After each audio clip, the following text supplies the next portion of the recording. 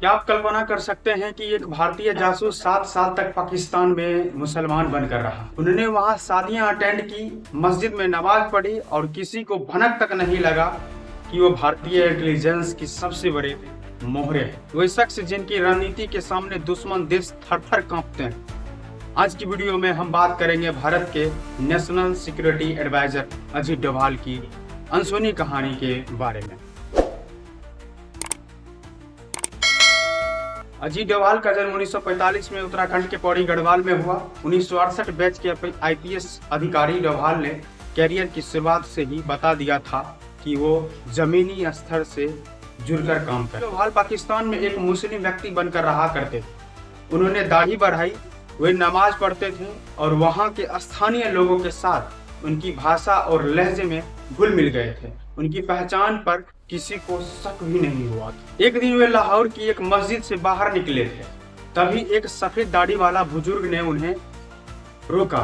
उस बुजुर्ग ने गौर से देखकर कहा और पास बुलाकर उन्हें पूछा कि तुम हिंदू हो?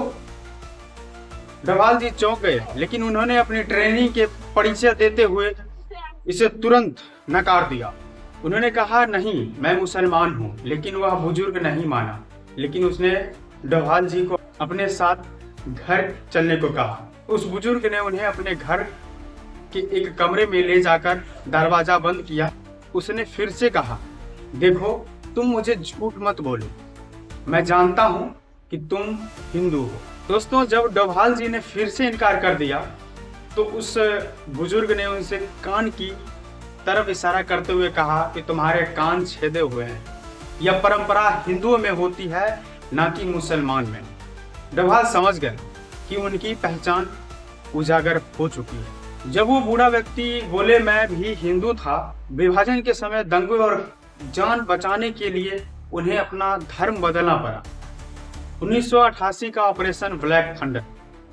डोभाल एक रिक्शा वाले बनकर स्वर्ण मंदिर के अंदर घुसे और आतंकवादियों को यकीन दिलाया कि वो आईएसआई के एजेंट हैं।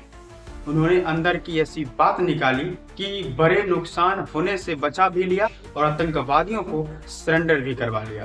पूरी हमले के बाद सर्जिकल एयर स्ट्राइक के पीछे का मास्टरमाइंड अजीत डोभाल ही थे। उन्होंने भारत की रक्षा नीति को डिफेंसिव से डिफेंसिव ऑफेंस में बदल दिया। चाहे इराक में फंसे 46 भारतीय नर्सों को सुरक्षित वापस लाना हो या आर्टिकल 370 हटाने के बाद कश्मीर की सड़कों पर आम लोगों के साथ बैठकर खाना खाना और शांति बनाए रखना। आज 80 साल की उम्र के करीब होकर भी वो भारत की सुरक्षा के सबसे बड़े मजबूत स्तंभ है। उनके लिए देश पहले है और बाकी सब बाद में। अजीत डोभाल की कहानी हमें सिखाती है कि साहस सिर्फ हथियारों में नहीं, बल्कि सही रणनीति में होता है। दोस्तों, आपको डोभाल की कौन सी किस्सा सबसे ज्यादा मोटिवेट किया, कमेंट में जरूर बताएं।